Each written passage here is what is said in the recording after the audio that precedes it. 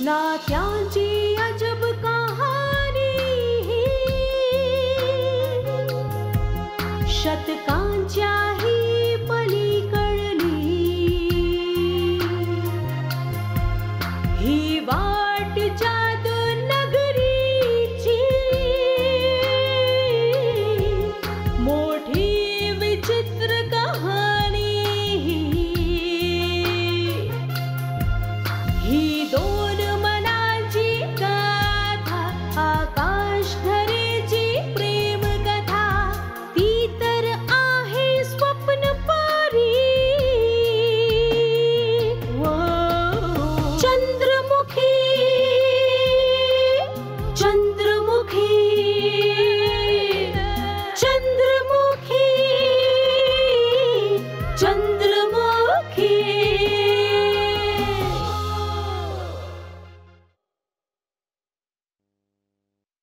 आता तू टोकलंच आहेस तर आम्ही कोणत्या अपशकुनाला आमंत्रण नाही देणार. आम्ही इथेच विश्रांती घेऊ.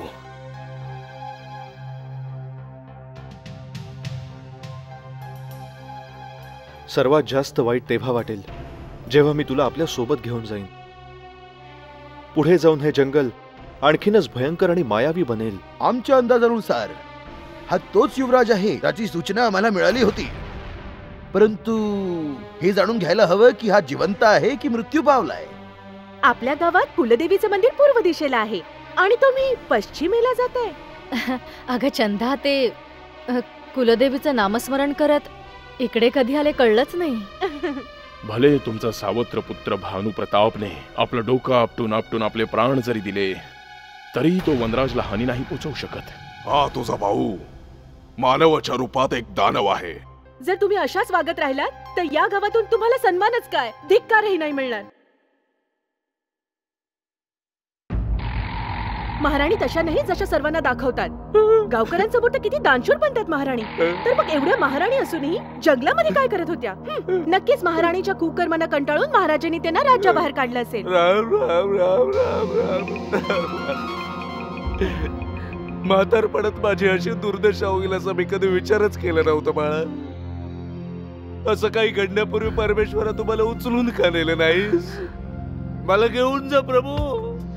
नाही बाबा, या कसल्या गोष्टी करताय तुम्ही? तुम्हाला मरण्याची काय आवश्यकता आहे? तुमच्यावर खोटा आरोप करणारे मरोत. तुम्ही बघालच ईश्वर अवश्य महाराणीला दंड देतील. परंतु बाळ, ईश्वराने दंड देण्याआधी जर गावकऱ्यांनी मलाच दंड दिला तर? गावकरी महाराणीच सांगणं सत्य समजते. जर असं घडलं तर महाराणींना मी असत्य सिद्ध करून दाखवीन बाबा. ते कसं बाबा? आता आपल्या समोरच तर महाराणीने हे स्वीकार केलं होतं की त्या मंदिरात जाण्याऐवजी दुसरीकडे गेल्या होत्या. महाराणीने हे स्वीकार तर केलं होतं मुली. मग त्यांना सर्वांना हेही सांगावं लागेल की मंदिरात जाण्याच्या बहाण्याने त्या कुणाला भेटायला गेल्या होत्या. कुणाला भेटायला गेल्या असतील बाळा? युवराज तर आता गावात नाहीये. मग महाराणी लपून छपून कुणाला भेटायला जातात? या वयात आपल्या कुण्या प्रियकराशिवाय आणखी कुणाला भेटायला जाणार बाबा? प्रियकराला? हे तू काय बोलतेस बाळा? मी जे काही सत्य आहे तेच तुम्हाला सांगतेय बाबा. आणि बघालच अतिशीघ्र मी या रहस्यावरून पडदा दूर करेन. आणि मग पाहते महाराणी चांगुलपणाचा आवाणून कशा या गावातून फिरतात त्या. अगं मुली, जर तू सत्यावरून पडदा दूर केलास तर महाराणी या गावातच काय तर जंगलातही उजळ माथ्याने फिरू शकणार नाही बाळा. मी तर कधी विचारही केला नव्हता की मला महाराणीच्या खोट्या आरोपांचा सामना करावा लागेल. बाळा, मी तर विचार केला होता की आता या वयात मी ईश्वराची भजन गात दिवस काढेन. रघुपति राघव राजा राम पतित पावन सीताराम. रघुपति राघव राजा राम पतित पावन सीताराम. पतित पावन. बेल्लू दादा, अरे आता कुठे ईश्वराचं नामस्मरण सुरू केलं होतं तू येऊन मध्येच टोकलस. असंच बेसुऱ्या तालात गळा ताणत राहिलास ना बिल्लू दादा, तर ईश्वर प्रसन्न होण्याऐवजी क्रोधित होईल आणि मग तू हे जाणून घेण्यापासून वंचित राहशील की आपल्या गावात गावकऱ्यांवर कसे नको नको ते आरोप लावले जातात. काय बोलतोयस तू? आपल्या गावात असं कोण कोणावर आरोप करतोय? बिल्लू इथे असताना असा घोर अपराध करण्याचा प्रयत्न कोणी केला? महाराणी पद्मावती. महाराणी पद्मावती? परंतु त्यांनी काय केलंय? हे विचार की काही नाही केलं. हं? आजकाल महाराणीला या वयात प्रेम रोगाची लागण झालीये. लपून मंदिरात जाण्याच्या बहाण्याने आपल्या कुण्या प्रिय करायला भेटायला जातात. आपण असताना असं नाही होऊ शकत. म्हणजे काय? मला म्हणायचंय की या गावातील स्त्री आपल्या गावाच्या सन्मानावर अपमानाचं कलंक लावू शकत नाही. स्त्रीचं सोड, महाराणीचा विचार कर हं? की वयाच्या या वळणावर महाराणी कशा चरित्रहीन ठरतील. चरित्रहीन ठरले आहेत. जर महाराणींना हेच चाळे करायचे होते तर गावातल्या कुणा पुरुषाबरोबर करायचे होते. हे तरी सांग की कोण आहे तो भाग्यवान पुरुष ज्याने महाराणींना मोहित केलाय? हेच तर अजून कळलं नाही ना. एकदा का तो कोण आहे कळलं की मी साऱ्या गावात बातमी पसरवतो आणि मग बघ महाराणींवर सगळे गावकरी थू थू करतील. कुंदन भाऊ, महाराणींनी आधी माझ्यावरही नयन कटाक्ष टाकले होते बरं का, परंतु मी जाळ्यात अडकलो नाही पाहून निराश होऊन त्यांनी कुणा दुसऱ्या पुरुषाची निवड केली बघ. परंतु तो दुसरा आहे कोण? हे बघ बिल्लू दादा, तू काही काम वगैरे तर करत नाहीस, उगीच जंगलात आणि गावात फिरत असतोस. तूच तर आहेस बाबा जो त्या माणसाची माहिती काढू शकेल. हा तर माझ्या हाताचा मळ आहे.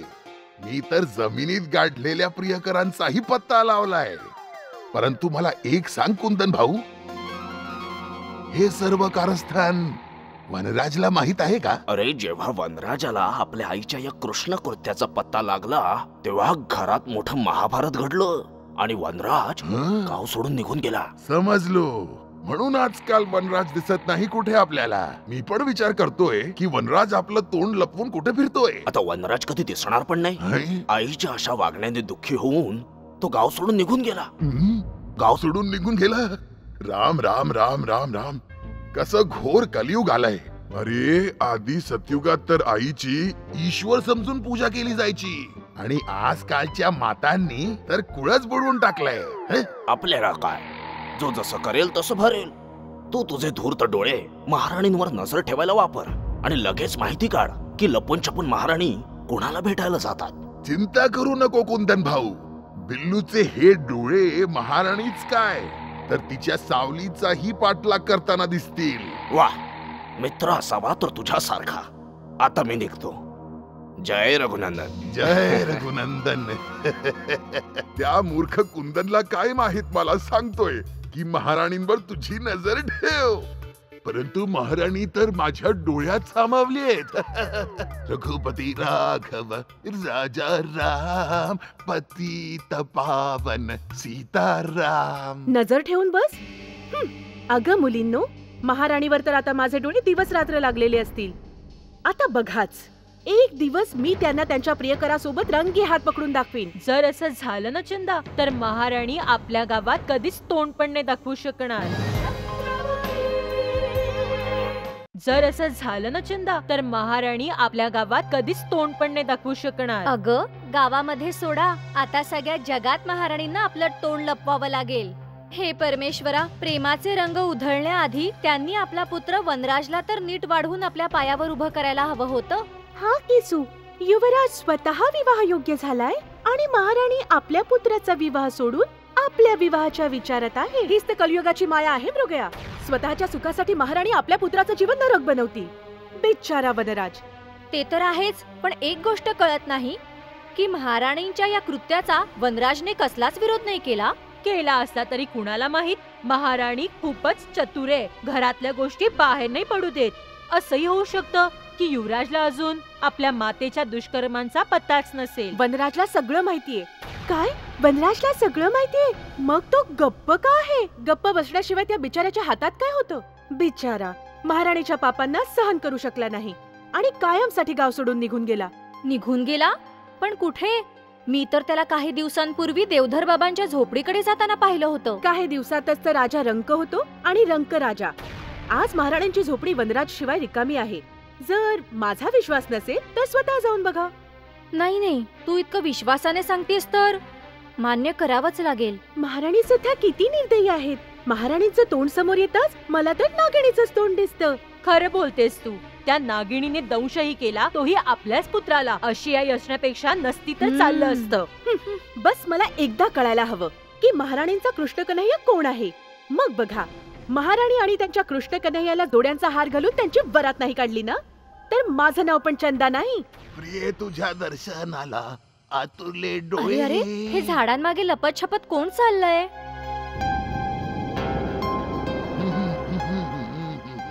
चला चला जाऊन बघूया. चल चला. कोण आहे तुला काय माहितीये?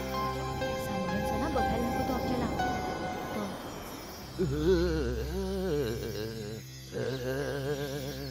आतुरले डोळे माझ्या प्रियेच्या दर्शनाला आतुरले डोळे. तू तर राहते महाली माझी मैने.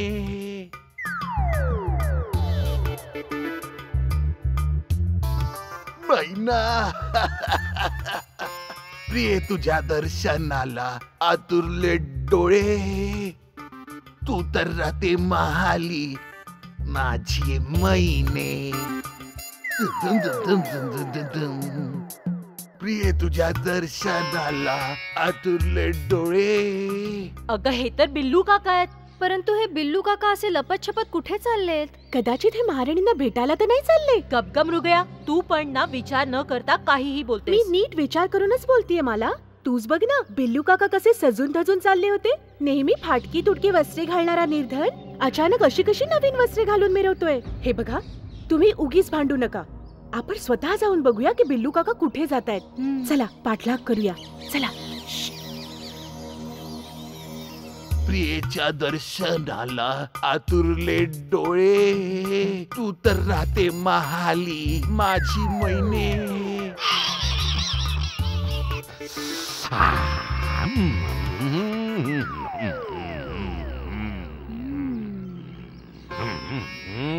बघितलं, बिल्लू काका महाराणीच्या दारापर्यंत पोचले. मी सत्यच बोलले होते ना. हो, वाटतंय तर असंच.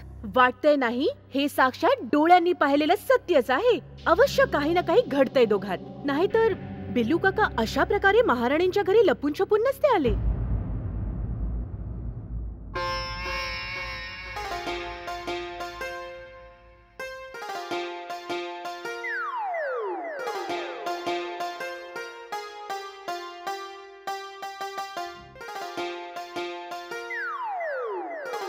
अरे बिल्लू,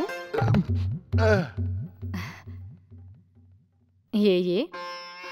काय झालं? आज खूप सजून धजून आलायस? महाराणी, आज माझा वाढदिवस आहे म्हणून तुमचं प्रेम नाही म्हणजे तुमचा आशीर्वाद घ्यायला आलो होतो. ही तर खूपच आनंदाची गोष्ट आहे. आज तर खूपच चांगला दिवस आहे. तू थांब, मी तुझ्यासाठी मिठाई घेऊन येते. मिठाई?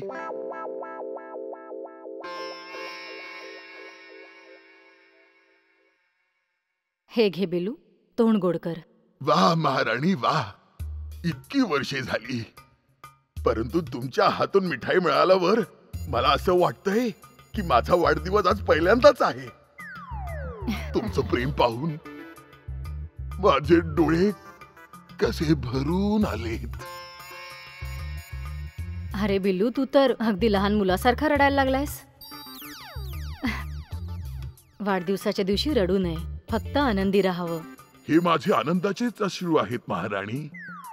ईश्वर करो हे अश्रू असेच वाहत राहू देत आणि मला तुमचं प्रेम असंच मिळत राहू देत. तू तर एखाद्या बालकाप्रमाणे बोलतोयस. आता जरा हस, मी तुला भेट देणार आहे वाढदिवसाची. भेट? महाराणी, माझा स्नेह तर पूर्ण गावावर आहे बिल्लू. माझी फक्त इतकीच इच्छा आहे की गावकरी सुखी राहावेत. ही माझ्याकडून छोटीशी भेट तुला. हो कुठल्या शब्दात तुम्हाला धन्यवाद देऊ? माझ्याकडे तर शब्दच नाही आहेत बघा. कळत नाहीये की काय म्हणू तुम्हाला. काहीही म्हणू नकोस, बस सुखी राहा. हो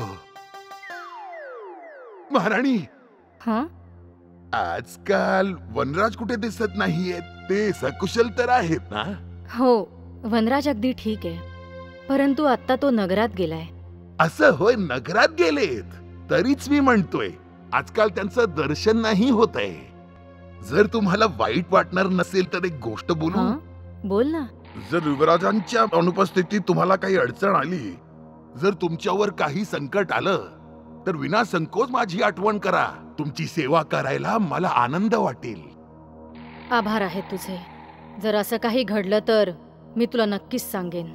तसं वनराज परत येतच असेल नगरातून. हो, एक गोष्ट आणखी आहे. तुम्ही नाही, तुम्ही त्रास घेऊ नका. मी आहे ना आपला सेवक. मी उघडतो द्वार.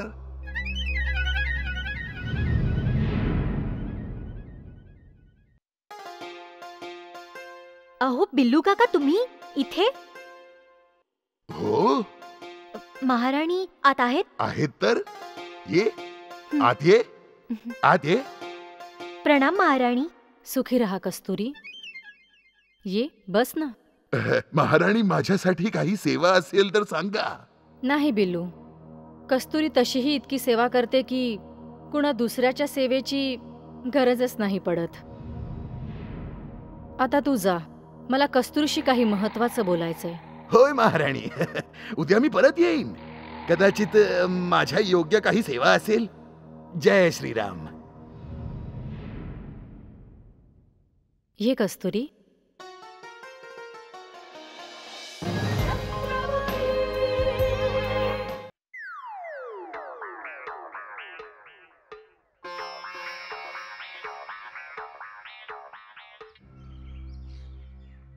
सगळ्यावर पाणी फिरवलं. बघितलं, कृष्ण कन्हैया आला आपल्या राधेला भेटून. आता सगळ्याजणी तयार राहा. कोण जाणे ती कस्तुरी अशी कशी मध्ये कडमडली. जर उशिराने आली असती तर कदाचित महाराणींनी माझं प्रेम स्वीकारलं असतं.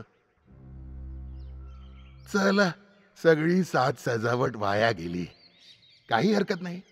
ही महामौल्यवान भेट तर मिळाली. चला.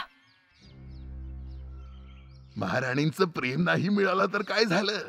इतकी मौल्यवान भेट कुणाला मिळते? बिल्लू काका. कोण आहे? तुम्ही इथे काय करताय? आम्ही तर सहज इथे फिरायला आलो होतो. तुम्ही इथे काय करताय? मी पण फिरायलाच आलो होतो.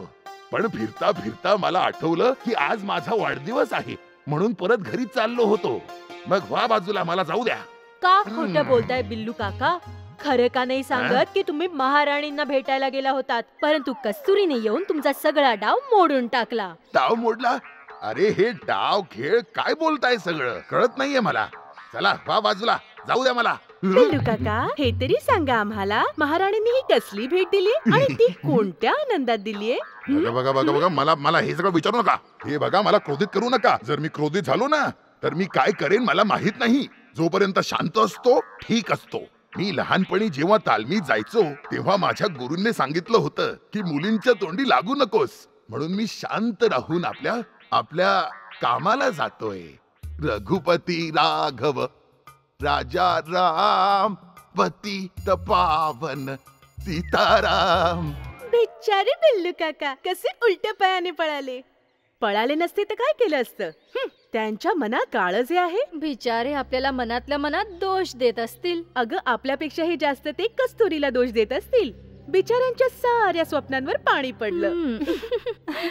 काय घडलंय महाराणी? तुमच्या डोळ्यात पाणी का आलंय?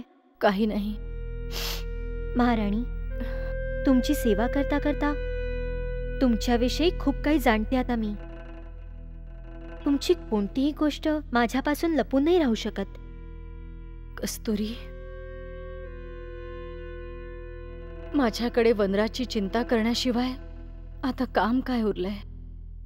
जेव्हा जेव्हा तुला पाहते मला त्याची जास्तच आठवण येते बघ.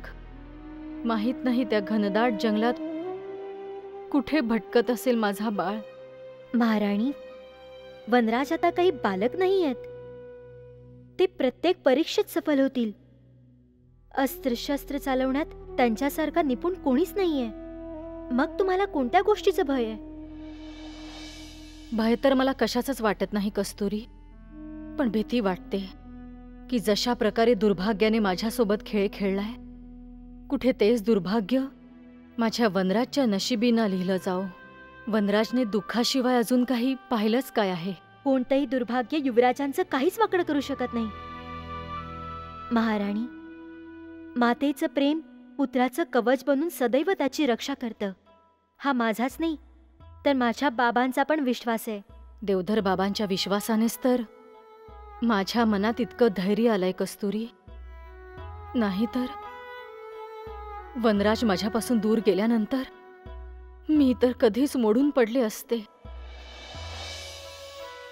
मला माहितीये वनराज एक महान योद्धा आहे, परंतु एका आईसाठी तिचा पुत्र अबोधच असतो.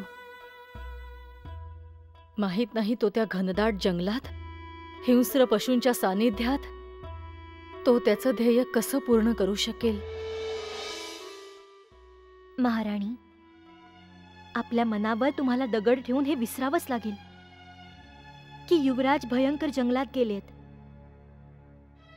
उलट तुम्ही असा विचार करायला हवा की ते लवकरच सफल होऊनच परत येतील. तू तर खूप समजूतदार झालीस कस्तुरी. तू जितकी भोळी आणि सुंदर आहेस त्याहीपेक्षा अधिक समजूतदार झालीयस. ईश्वर करो तुझी प्रत्येक गोष्ट सत्य ठरो. ईश्वराने माझी प्रार्थना सदा स्वीकार केली आहे महाराणी. तुम्ही बघालच, ईश्वर सदैव युवराजांची रक्षा करेल. हा माझा अटळ विश्वास आहे.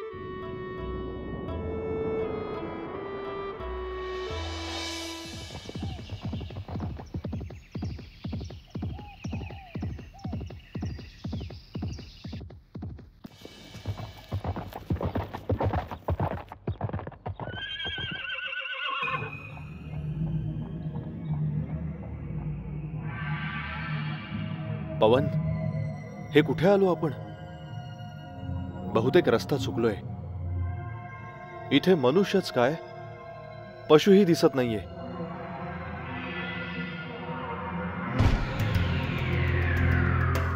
पवन, तो बघ, कुणीतरी मनुष्य दिसतोय. पवन, तो बघ, कुणीतरी मनुष्य दिसतो आहे. वाटसरू, अहो वाटसरू.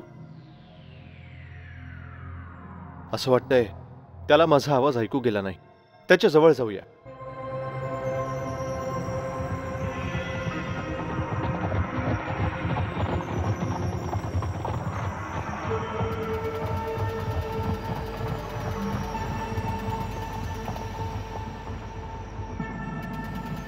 पवन, अरे कुठे गेला तो मनुष्य? आता तर इथेच होता. कदाचित इथल्या मायावी शक्ती माझ्यावर आपलं जाळं तर फेकत नाहीयेत. कदाचित त्या शक्ती मला माझ्या ध्येयापासून विचलित करू पाहतायत. म्हणून तर मला तिथे मनुष्य असल्याचा भास झाला. परंतु मी त्याला आत्ता आपल्या डोळ्यांनी इथे पाहिलं होतं. क्षणभरात कुठे गायब झाला तो?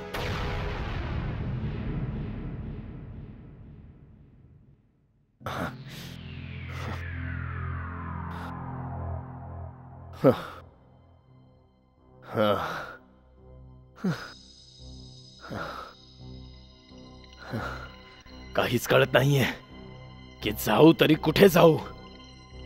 पूर्वेकडे गेलो तर असं प्रतीत होतंय की जसा पश्चिमेकडे चाललोय, आणि उत्तरेकडे जातो तर असा भ्रम होतो की दक्षिणेकडे चाललोय. आचार्य रुद्रनाथांनी सत्य सांगितलं होतं की रूपनगरचा मार्ग अत्यंत कठीण आहे. म्हणूनच कदाचित आजपर्यंत इतके राजे महाराजे चंद्रमुखीला भेटायला गेले होते ते या भूल भुलैयामध्ये भटकून एकतर मेले तरी असतील, नाहीतर इथल्या मायावी शक्तींनी त्यांना गिळंकृत केलं असेल. परंतु आमचं नाव भानू प्रताप सिंग आहे आणि आम्ही चंद्रमुखीला भेटल्याशिवाय येथून परत जाणार नाही. परंतु जावं तर जावं कुठे?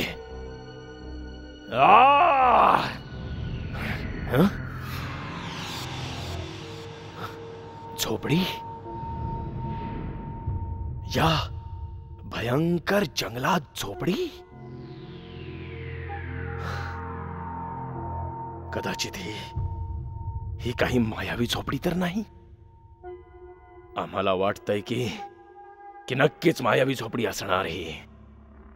कारण ज्या जंगलात कोणी पक्षी कोणी पशु दिसत नाहीये तिथे एखादा मनुष्य येऊन कशाला झोपडी बांधेल. परंतु हे पाहायलाच हवं की ही झोपडी बनवण्याचा उद्देश काय असेल.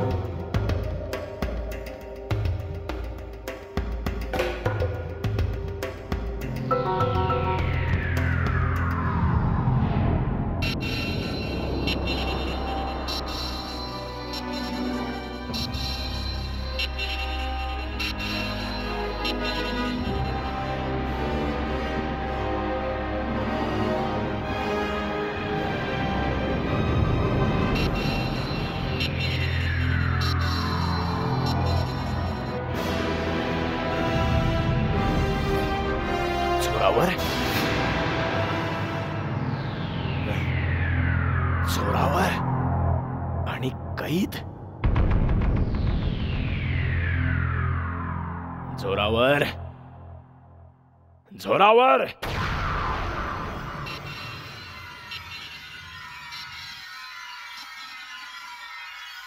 युवराज, नाही नाही, तू युवराज असू शकत नाही. तू तर तीच मायावी शक्ती आहेस. आता काय घ्यायला आलीयस? इतका त्रास तर दिलायस मला. मारू नकोस, मारू नकोस मला, मारू नको. जोरावर. तू कोणत्या कन्याविषयी बोलतोयस आणि आम्हाला बघून घाबरतोयस का?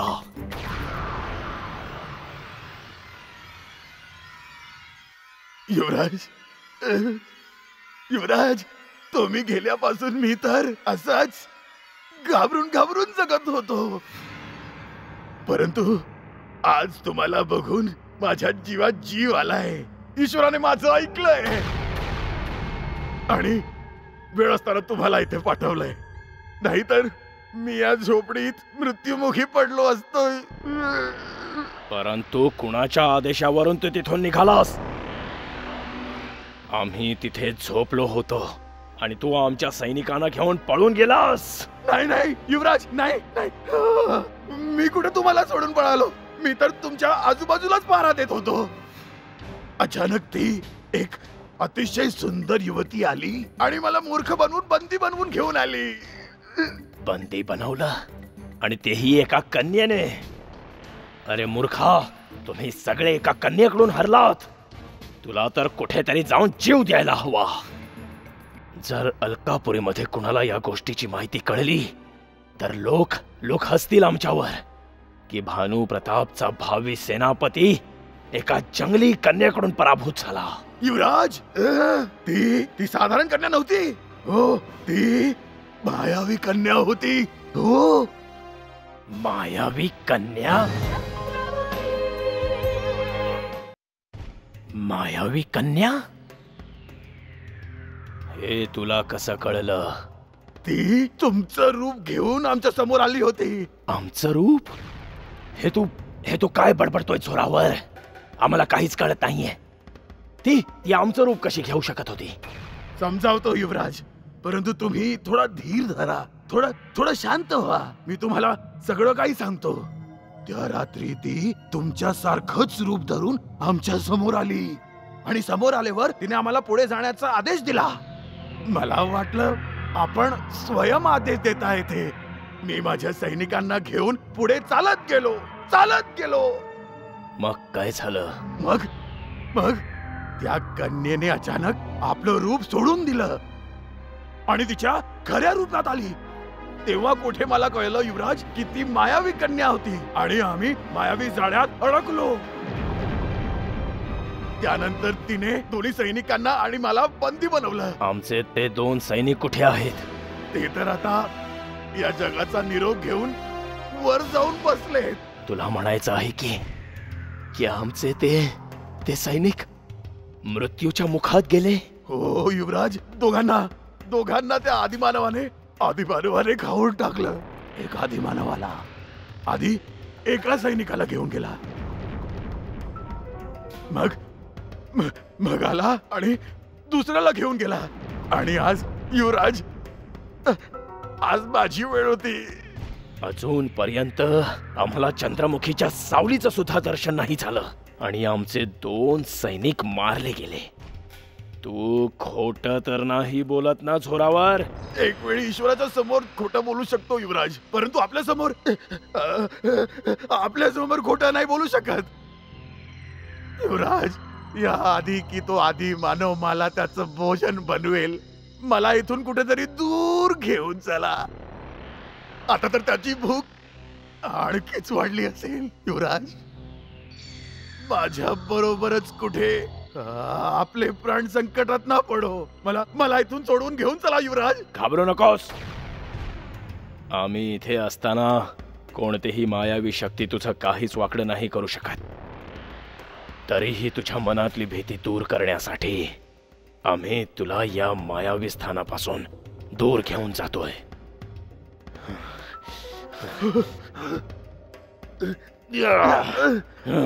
चल, आता तू स्वतंत्र आहेस. चल इथून. चल.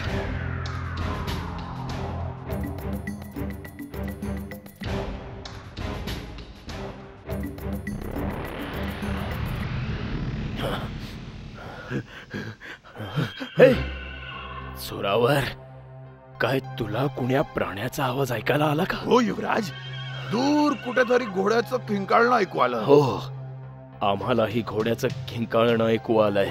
चल. परंतु या जंगलात पशु पक्षीही नाहीयेत.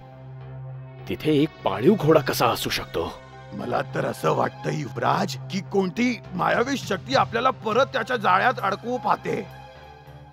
शीघ्र निघा इथून युवराज, पुन्हा आपल्याला कोणी बंदी न बनवो. चोरावर, तुझ्या अशा वागण्याने आम्ही चिडतो. युवराज भानू प्रताप सिंग असताना कोणतीही मायावी शक्ती इथे नाही येऊ शकत. तो बघ, तिथे एक घोडा दिसतोय.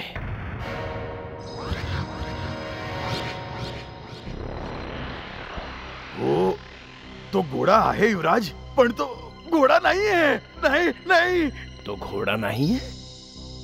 मग काय ते गाढव आहे? चल, पुढच्या स्वारीसाठी आपण तो घोडा पकडूया.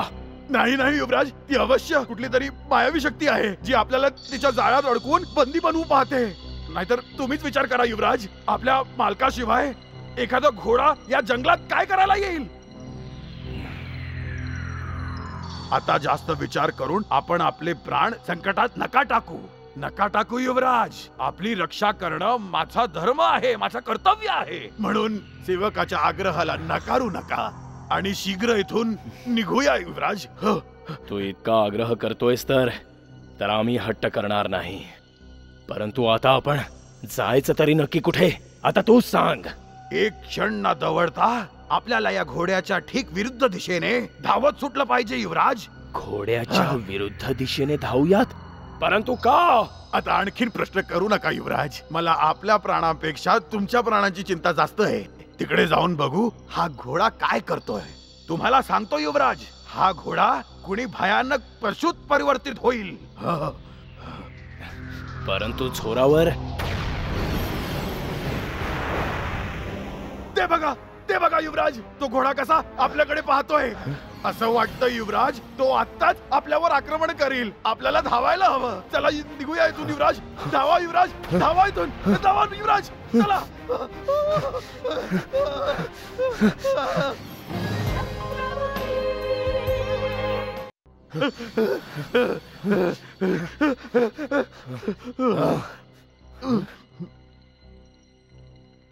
हे काय, घोडा तर उभाच आहे.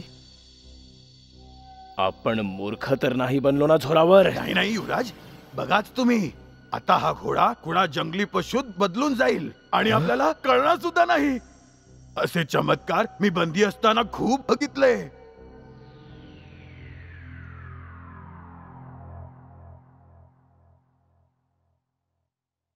हे काय, तो तर कोणी घोडेस्वार आहे आणि तोही आमच्याप्रमाणे साधारण मनुष्य दिसतोय. हो युवराज, दिसतोय तर साधारण मनुष्यच. बघ, घोडेस्वार घोडा घेऊन निघून गेला. होय अन्नदाता, माझ्या डोळ्यांनीही तेच पाहिलं जे तुम्ही बोललात. मूर्ख आहेस तू. तू तर म्हणाला की तो घोडा नाही, मायावी शक्ती आहे. आता या मायावी जागेत घोड्याचं काय काम, म्हणून आपलं बोललो मी. महामूर्ख आहेस तू. किती चांगली संधी चालून आली होती. जर आम्ही तुझ्या बोलण्यावर विश्वास नसता ठेवला तर आता इथे बसण्याऐवजी आम्ही त्या घोड्यावर बसून कोसो दूर निघून गेलो असतो. एका साधारण घोड्याला तू मायावी कसा काय बोललास? क्षमा, क्षमा असावी युवराज, माझी चूक झाली. जर तू अशा चुका करत राहिलास तर आमचे प्राण संकटात येतील आणि आमचे प्राण संकटात येण्याआधी आम्ही तुझे प्राण घेऊ. क्षमा, क्षमा करा युवराज, हे जंगल भूलभुलैया आहे, म्हणून माझी चूक झाली. क्षमा करा युवराज. आता हे रडगाणं बंद कर आणि हा विचार कर की तो घोडेस्वार गेला तर गेला कुठे?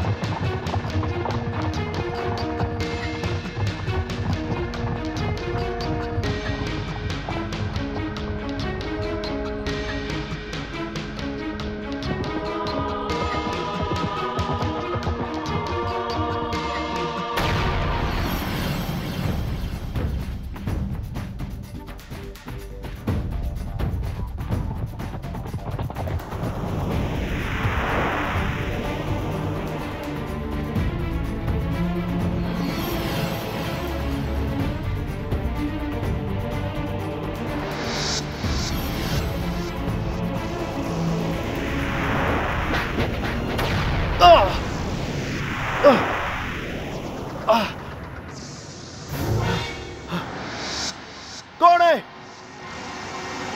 कोण आहे? कोण आहे?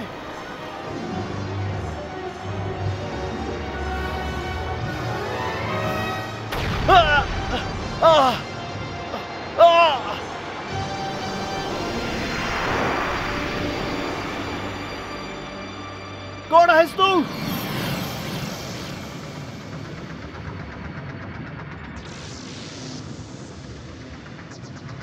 कोण आहे? कोण आहेस तू?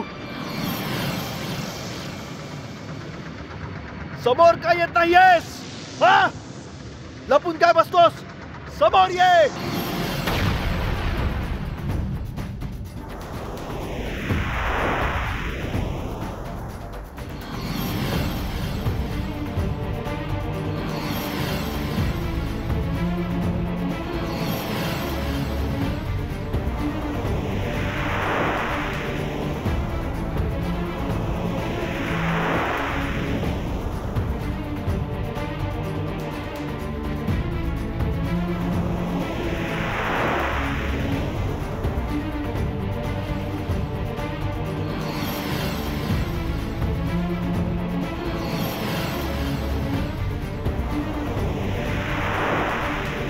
कोण आहेस तू?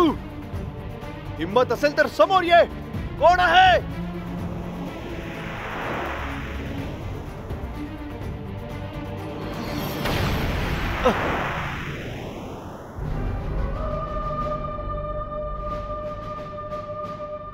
इतकी झटापट नको करूस युवका. आम्ही आपला परिचय तुला अवश्य देऊ, परंतु त्याआधी तुला आपला परिचय द्यावा लागेल. वेशावरून तर तू कोणी राजपुरुष दिसतोस, परंतु आहेस शक्तिहीन. नाहीतर मला असं लाचार बनवून माझा परिचय विचारला नसतास. का या चंद्रमुखीच्या राज्यात सगळेच पुरुष असे शक्तिहीन आहेत? आम्ही चंद्रमुखीच्या राज्याचे निवासी नाही आहोत. मग कोण आहेस तू? मला असं बंदी का बनवलायस? तुझं माझं तर काही शत्रुत्वही नाहीये. आम्ही तुला शत्रू समजून तुझ्या मार्गात बाधा आणण्याचा प्रयत्न केला होता, परंतु आता आम्हाला विश्वास पटलाय की तूही आमच्याप्रमाणे एका अन्य राज्यातून आलायस.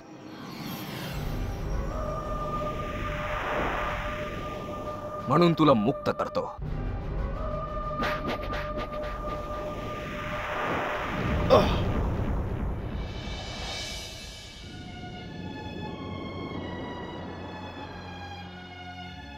माझं नाव वनराज आहे. मी पश्चिम दिशेच्या एका राज्यात राहणार आहे. आम्ही युवराज सूर्यप्रताप सिंग. तर काय तूही चंद्रमुखीच्या राज्यात जाण्यासाठी निघालायस वनराज? हो. ओ, तर चंद्रमुखीच्या आणखी एका चाहत्याला मृत्यूने खेचून आणलंय. नाही, माझा उद्देश चंद्रमुखीला मिळवणं नाहीये, तर काही दुसराच आहे. ही